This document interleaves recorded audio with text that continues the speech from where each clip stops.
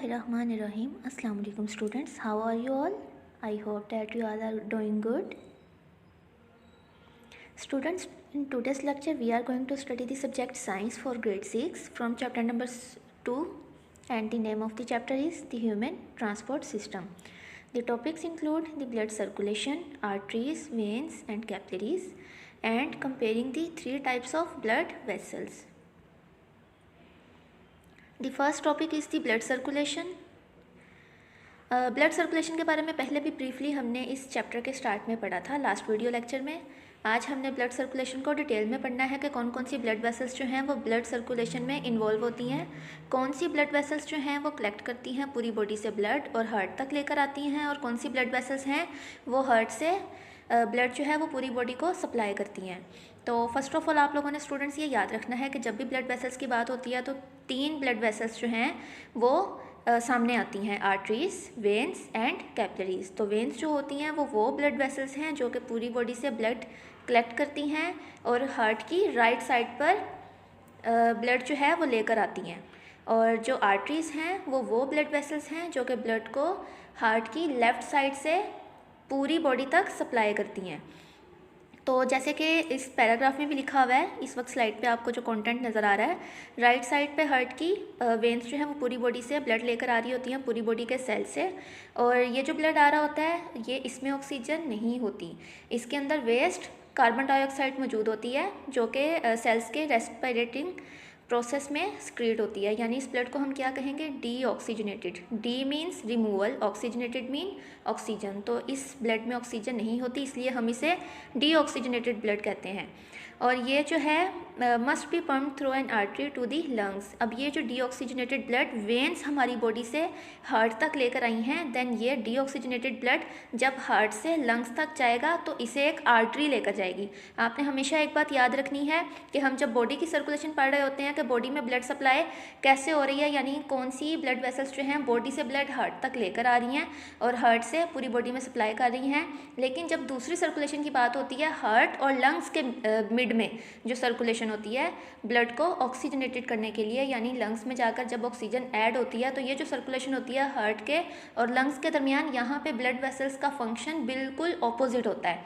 यानी अगर एक वेन जो है हमारी पूरी बॉडी से ब्लड जो है वो कलेक्ट करके हार्ट में ला रही है, तो हार्ट जो है देन वो आर्टरी के ज़रिए ब्लड जो है वो डीऑक्सीजनेटेड देन फर्दर लंग्स में सप्लाई करेगा. और अगर एक आर्टरी जो है हमारे हार्ट से ऑक्सीजनेटेड यानी हमारा जो क्लींस हो चुका हुआ है ब्लड वो पूरी बॉडी में सप्लाई कर रही है, तो हमारी जो वेन्स होंगी वो लंग्स से हार्ट तक ऑक्सीजनेटेड ब्लड लेके आएंगी. तो ये ब्लड वेसल्स का फंक्शन जो है वो ऑपोजिट है बॉडी में और हार्ट और लंग्स के दरमियान में.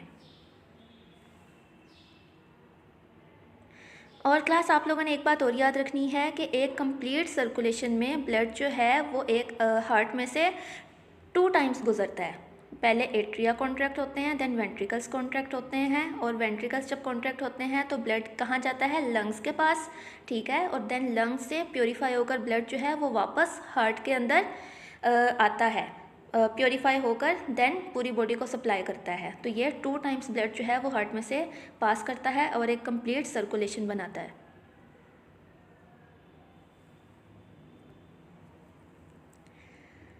नेक्स्ट ब्लड सर्कुलेशन को हम डिटेल में देखेंगे. क्लास पेज नंबर 19 पे आप लोगों की बुक में जो हार्ट की डायग्राम बनी हुई है उसको अगर आप चाहें तो दोबारा देख सकते हैं. हार्ट की पोजीशन के बारे में आप लोगों ने एक बात जहन में रखनी है कि उस डायग्राम में क्या शो करवाया गया है कि जो लेफ़्ट साइड है हार्ट की अपनी लेफ़्ट साइड, जो आप अगर अपनी आंखों से ऐसे बुक में देखेंगे तो आपको अपने राइट साइड पे नज़र आएगी, लेकिन वो हार्ट की खुद की लेफ़्ट साइड है. वो जो है उसकी वाल्स अगर आप वेंट्रिकल्स की देखें तो आपको थिकर नज़र आती हैं. वो थिकर क्यों होती हैं उसकी भी एक रीज़न होती है. आप लोगों ने अब तक ये समझ लिया होगा कि लेफ़्ट वेंट्रिकल जो है उसका फंक्शन क्या है, पूरी बॉडी को ब्लड सप्लाई करना एओर्टा के ज़रिए. तो वेंट्रिकल्स जो हैं उसकी वॉल की थिकनेस की भी यही वजह है, क्योंकि उसने ब्लड जो है उसको पूरी बॉडी में प्रेशर के साथ पंप करवाना होता है. तो इस वजह से अल्लाह ताला ने वहाँ पे मसल्स की थिक लेयर्स रखी हुई हैं, जबकि as compare to right ventricle उसकी जो मसल की लेयर्स हैं वो लेफ़्ट वेंट्रिकल से कम हैं, लेस थिकर हैं। तो रीज़न यही है। राइट साइड पे भी आपको पिक्चर में ऑक्सीजन रिच ब्लड और ऑक्सीजन पुअर ब्लड दिखाया गया है। ऑक्सीजन पुअर ब्लड जो है वो ब्लू कलर में डिनोट किया गया है और ऑक्सीजन रिच ब्लड जो है उसको रेड कलर से डिनोट किया गया है। तो ऑक्सीजन रिच ब्लड जो है enters the heart from the lungs and goes out the body. तो आप लोगों को ये जो एरोस हैं, ये हाईलाइटेड एरिया जो है ये आपको ब्लड की मूवमेंट शो करवा रहा है। और राइट साइड पे ऑक्सीजन पुअर ब्लड जो है enters the heart from the body and goes out to the lungs. तो ये ब्लू एरोस जो हैं ये आपको ऑक्सीजन पुअर ब्लड की एंट्रेंस दिखा रहे हैं कि वो पूरी बॉडी से कैसे ब्लड लेकर हार्ट के अंदर एंट्री ले रहा है।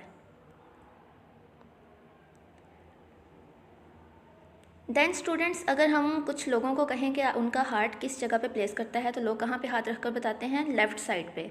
जबकि हार्ट जो है बेसिकली उसकी पोजीशन क्या है, वो सेंट्रलाइज्ड होता है, मोर या लेस। कुछ लोगों में ज़्यादा होगा, कुछ लोगों में कम भी हो सकता है, लेकिन उसकी मेन पोजीशन जो है वो सेंट्रल चेस्ट पोजीशन है। लेकिन उसका जो लोअर 2 वेंट्रिकल्स होते हैं, लोअर 2 वेंट्रिकल्स वो जो हैं टिल्ट किए हुए होते हैं, यानी उन्होंने अपना जो रुख है वो टुवर्ड्स लेफ़्ट हैंड साइड किया होता है चेस्ट की। इस वजह से जो है हमें हार्ट बीट भी जो है, जो हम बीटिंग फील करते हैं वो लेफ़्ट वेंट्रिकल की बीटिंग की वजह से ही हमें फील होती है लेफ़्ट साइड पे। The next topic is the arteries, veins and capillaries. जैसा कि मैंने पहले स्टूडेंट्स आपको बताया था, ब्लड वेसल्स की जब भी बात होती है ब्लड सर्कुलेशन में तो 3 ब्लड वेसल्स ही सामने आती हैं, आर्टरीज, वेन्स एंड कैपिलरीज। तो आर्टरीज जो हैं वो बहुत थिक वॉल्ड होती हैं। हम लोगों ने पढ़ा है कि आर्टरीज में हमेशा प्योरीफाई ब्लड ही होता है जो कि ऑक्सीजनेटेड होता है, जिसमें ऑक्सीजन ऐड हो चुकी होती है। तो ये ब्लड जो है जब लेफ़्ट वेंट्रिकल पूरे प्रेशर के साथ ब्लड पंप करता है ताकि पूरी बॉडी में ब्लड जो है वो पहुंच जाए, जहाँ जहाँ जिस जगह बॉडी पार्ट को उस ब्लड की, ऑक्सीजन वाले ब्लड की ज़रूरत है, तो उस प्रेशर को बर्दाश्त करने के लिए आर्टरीज जो हैं उसकी वॉल्स को थिक रखा गया है ताकि इतना प्रेशर जो है ब्लड का वो बर्दाश्त कर सकें। अगर आप अपनी पल्स फील करते हैं, वो पल्स भी आपको इसी प्रेशर की वजह से फील हो रही होती है। और आप लोगों ने एक बात फिर से याद रखनी है, हमारी बॉडी में जितनी भी आर्टरीज हैं वो सारी ऑक्सीजनेटेड यानी ऑक्सीजन वाला प्योरीफाइड ब्लड कैरी करेंगी, सिवाय उस एक पल्मोनरी आर्टरी के जो कि ब्लड को, डीऑक्सीजनेटेड ब्लड को हार्ट से लंग्स तक लेके जा रही थी। जैसे कि मैंने पहले बताया था, जो मेन डिफरेंस है हार्ट से लंग तक की सप्लाई में और हमारी बाकी बॉडी सर्कुलेशन में। तो आप लोगों ने याद रखना है, बाकी सारी आर्टरीज में प्योरीफाइड ब्लड होगा, सिर्फ एक पल्मोनरी आर्टरी जो है उसमें डीऑक्सीजनेटेड ब्लड होगा। नेक्स्ट स्टूडेंट्स, जैसे ही ब्लड जो है वो सेल्स तक पहुंचता है तो वहाँ जाकर ये स्लो डाउन हो जाता है। स्लो डाउन किस वजह से होता है, आप लोगों ने फर्स्ट चैप्टर में डाइजेशन का अमल पढ़ा है। तो डाइजेशन में आप लोगों ने एब्जॉर्प्शन भी पढ़ी हुई है और हमारी जितनी भी ट्रांसपोर्ट हो रही है न्यूट्रिएंट्स की, वो ब्लड के ज़रिए ही हो रही है। फूड और ऑक्सीजन जो हमारे ब्लड में मौजूद है वो जाकर उन्होंने सेल्स में एब्जॉर्ब होना होता है और वहाँ से एब्जॉर्ब करना होता है अपने अंदर वेस्ट केमिकल्स, वेस्ट मटीरियल्स जैसे कि कार्बन डाइऑक्साइड, यूरिया, और आपने और भी वेस्ट प्रोडक्ट्स जो पहले पढ़ चुके हुए हैं आप लोग। और ये ब्लड जो है इसको ज़रूरत होती है सेपरेट करने की ताकि ये बॉडी के हर टिश्यू तक, हर सेल तक प्रॉपरली पहुंच जाए। देन इसी वजह से स्टूडेंट्स, हमारी जो ब्लड वेसल्स हैं, ब्लड आर्टरीज हैं, क्योंकि वो तो उनकी वॉल्स तो बहुत थिक होती है, उनकी वॉल्स में से जो न्यूट्रिएंट्स हैं वो इजीली पास आउट होकर सेल्स तक नहीं पहुंच सकते, इसलिए वो क्या करती हैं, million of tiny blood capillaries. अब बात आती है कैपिलरीज की कि कैपिलरीज कैसे बनती हैं। तो आर्टरीज जो हैं वो डिवाइड होकर एक छोटा सा जाल बना देती हैं, छोटी छोटी ब्लड वेसल्स का, million of tiny blood vessels. ये million of tiny blood vessels होती हैं, बहुत ज़्यादा होती हैं और टिश्यू को सप्लाई कर रही होती हैं। इनकी रीज़न क्या होती है कि जैसे ये आर्टरीज डिवाइड कर ये ब्लड कैपिलरीज बनाती हैं तो इनकी जो सेल वॉल की थिकनेस होती है वो जस्ट 1 सेल थिक रह जाती हैं। जस्ट उनकी थिकनेस क्या होती है, 1 सेल थिक हो जाती हैं। इस वजह से ऑक्सीजन को, फूड को और अदर सब्सटेंसेस को जो आपके ब्लड में मौजूद हैं उनको सेल्स तक पहुंचाने और सेल्स में से वेस्ट प्रोडक्ट को अपने अंदर एब्जॉर्ब करने में ब्लड को आसानी होती है।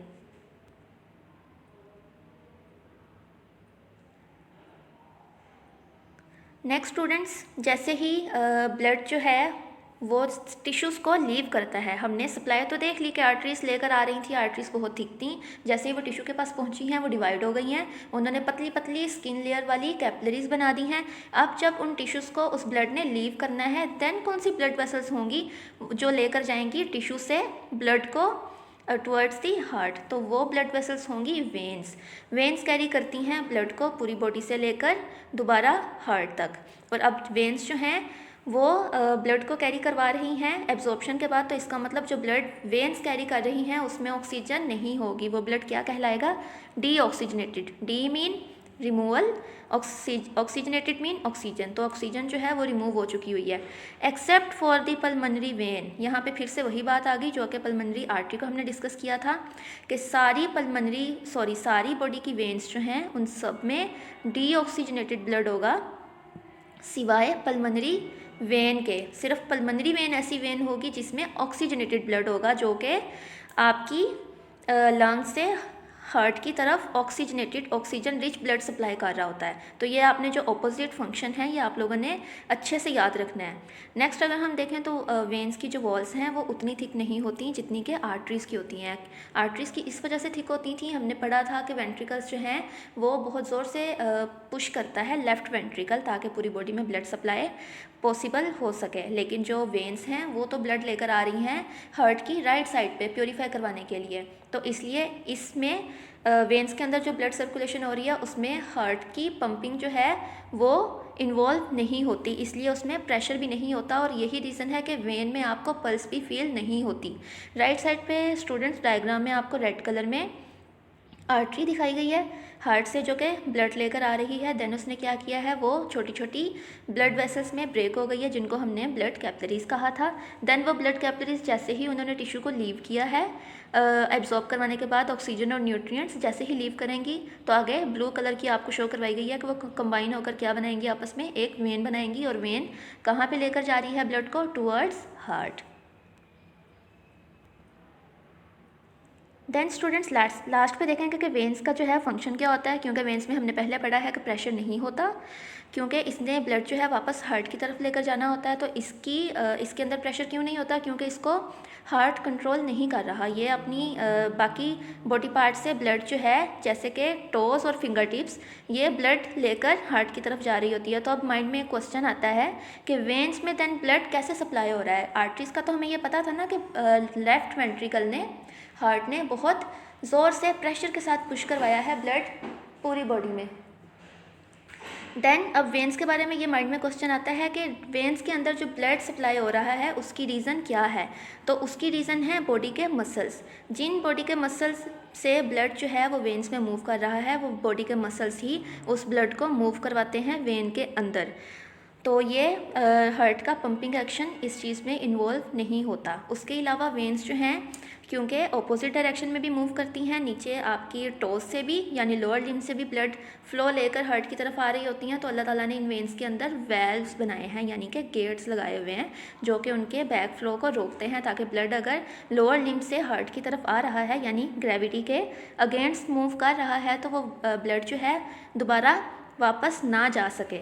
राइट साइड पर डायग्राम में भी आपको यही दिखाया गया है, वॉल्स की डायग्राम दिखाई गई है। देखें गेट्स की तरह बिल्कुल रास्ता बंद है।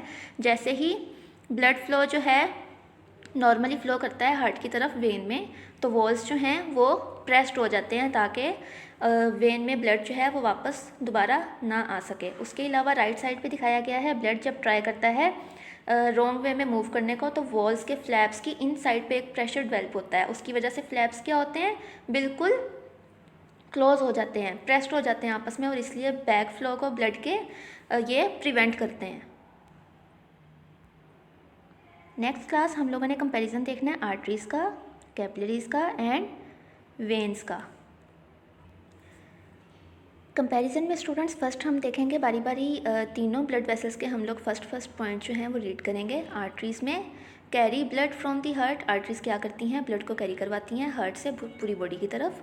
कैपिलरीज़ क्या करती हैं, लिंक करती हैं आर्टरीज़ को वेन्स के साथ।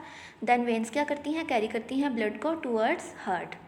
नेक्स्ट पॉइंट देखें, have thick walls of muscles and elastic fibres. तो आर्टरीज़ जो हैं मैंने पहले भी आपको बता चुकी हूँ कि प्रेशर होता है इनमें बहुत ज़्यादा हार्ट के पंपिंग एक्शन की वजह से, तो इसलिए इनकी वॉल्स जो हैं वो थिक होती हैं और इलास्टिक होती हैं यानी उनमें लचक होती है ताकि वो प्रेशर को, ब्लड के प्रेशर को ईजीली बेयर कर सकें। कैपिलरीज़ क्या होती हैं, वॉल्स वन सेल थिक, उनकी जो वॉल होती है वो वन सेल थिक होती है यानी एक ही सेल से मिलकर बनी होती है क्योंकि यहाँ पे एब्जॉर्प्शन होनी होती है तो इसलिए इसकी जो लाइनिंग है वो बहुत थिन हो जाती है। नेक्स्ट वेन्स को देखें, fairly thick walls which contain some elastic fibres. तो वेन्स जो हैं उतनी थिक तो नहीं होती जितनी आर्टरीज होती हैं, लेकिन फिर भी इनकी थिकनेस होती है और इसमें कुछ कुछ इलास्टिक फाइबर्स मौजूद होते हैं। थर्ड पॉइंट देखें, valves present only where arteries leave the heart. Arteries में क्या होता है, सिर्फ वहाँ पे वेल्व्स प्रेजेंट होते हैं जहाँ पे आर्टरीज जो हैं हार्ट को लीव कर रही होती हैं, यानी ब्लड जब जैसे ही हार्ट से लीव करता है, तो हमने पहले हार्ट के स्ट्रक्चर में वेल्व्स पढ़े थे ताकि बैक फ्लो ना हो सके वापस ब्लड का हार्ट में, तो वहाँ पे सिर्फ उस पॉइंट पे प्रेजेंट होते हैं। कैपिलरीज में कोई वेल्व्स नहीं होते क्योंकि यहाँ पे अब्जॉर्प्शन होनी होती है। और वेन्स में हमने पढ़ा था valves in the long veins of the arms and legs. तो वेल्व्स जो हैं वेन्स में मौजूद होते हैं ताकि बैक फ्लो ना हो सके ब्लड का। देन नेक्स्ट फोर्थ पॉइंट देखें तो ब्लड फ्लोज इन पल्सेस। हमको पल्स में जो प्रेशर फील होता है वो ब्लड फ्लो की वजह से फील होता है। और कैपिलरीज में ब्लड फ्लो स्टीडीली, और कैपिलरीज में ब्लड फ्लो जो है वो बहुत स्लो होता है ताकि वहाँ पे अब्जॉर्प्शन जो है वो प्रॉपरली हो सके। नेक्स्ट वेन्स में देखें तो ब्लड फ्लोस स्टीडीली। वेन्स में भी ब्लड जो है वो स्टीडीली फ्लो करता है क्योंकि वेन्स का भी कोई ताल्लुक नहीं है हार्ट पंपिंग के साथ, तो इसलिए वहाँ भी ब्लड का प्रेशर जो है वो कम होता है, इसलिए उसका फ्लो भी बहुत स्टीडीली होता है, मॉडरेट होता है। नेक्स्ट पॉइंट देखें, blood is under high pressure, क्योंकि आर्टरीज में हार्ट के पुश करने की वजह से ब्लड सप्लाई हो रहा है पूरी बॉडी को, तो वहाँ पे प्रेशर होगा ब्लड का वो बहुत हाई होगा। उसके अलावा कैपिलरीज में ब्लड प्रेशर जो है वो चेंज करता है क्योंकि आर्टरी आ रही होती है ब्लड लेकर, देन वो डिवाइड होकर कैपिलरी बनाती है तो वहाँ पे प्रेशर चेंज होता है। देन कैपिलरीज कंबाइन होकर फिर वेन्स बनाती हैं तो वहाँ पे भी प्रेशर चेंज होता है। वेन्स का प्रेशर देखें तो blood is under low pressure, तो वेन्स में प्रेशर लो होता है, रीज़न हम पहले ही पढ़ चुके हैं। नेक्स्ट लास्ट पॉइंट देखें तो ब्लड जो है ब्राइट रेड कलर का होता है आर्टरीज में क्योंकि कंटेन करता है ये ऑक्सीजन, एक्सेप्ट पल्मोनरी आर्टरी। आप लोगों ने ये बात याद रखनी है कि हमारी बॉडी की जितनी भी आर्टरीज हैं उनमें ऑक्सीजनेटेड ऑक्सीजन रिच ब्लड होगा, प्योरीफाई होगा, सिवाय पल्मोनरी आर्टरी के। देन कैपिलरीज में blood is losing oxygen and gaining carbon dioxide, यानी वहाँ पे एक्सचेंज हो रहा है न्यूट्रिएंट्स का। देन वेन्स में देखें तो ब्लड जो है dull red, contains very little oxygen, oxygen ना होने की वजह से वो डल रेड होता है। और आप लोगों ने पूरी ये बात याद रखनी है कि हमारी पूरी बॉडी की वेन्स जो हैं उन सब में डीऑक्सीजनेटेड ब्लड होगा, ऑक्सीजन पुअर ब्लड होगा, सिवाय एक पल्मोनरी वेन के, वो वेन जो कि हार्ट और लंग्स के दरमियान ब्लड सप्लाई कर रही है। तो ये तो था कंपैरिजन, ब्रीफ कंपैरिजन तीनों ब्लड वेसल्स का। नेक्स्ट स्टूडेंट्स हम लोगों ने कंपेयर करना है 3 टाइप्स ऑफ ब्लड वेसल्स, इनकी वॉल्स की थिकनेस। तो लेफ्ट साइड पे आपको आर्टरी की वॉल की थिकनेस दिखाई गई है। आउटर लेयर देखें कितनी थिक है, मस्कुलर लेयर है, साथ इलास्टिक फाइबर्स हैं। रीज़न हम लोग पहले ही पढ़ चुके हैं कि प्रेशर को बेयर करने के लिए। उसके अलावा उसके बिल्कुल साथ आर्टरी के साथ वेन आपको मिड में दिखाई गई है। वेन की वॉल जो है वो देखें एज़ कम्पेयर टू आर्टरी जो है वो थिन है और थोड़े इलास्टिक मसल्स प्रेजेंट हैं। उसके अलावा राइट साइड पे अगर हम कैपिलरी की बात करें तो उसकी आपकी आउटर लेयर आपको नज़र आ रही है जस्ट 1 सेल थिक है। 1 सेल थिक इसीलिए है ताकि एब्जॉर्प्शन जो है वो ईजिली पॉसिबल हो सके। उसके अंदर आपको आरबीसीज भी दिखाए गए हैं। तो ये इतनी पतली होती हैं, इतनी छोटी छोटी ब्लड वेसल्स होती हैं कि एक टाइम में बारी बारी एक एक करके ही रेड ब्लड सेल्स जो हैं वो पास कर सकते हैं। और इनकी लाइनिंग जो है वो थिन होती है, तो इजीली एक्सचेंज जो है फूड का, न्यूट्रिएंट्स का टिश्यूज़ के दरमियान और कैपिलरीज के दरमियान वो पॉसिबल हो सकता है।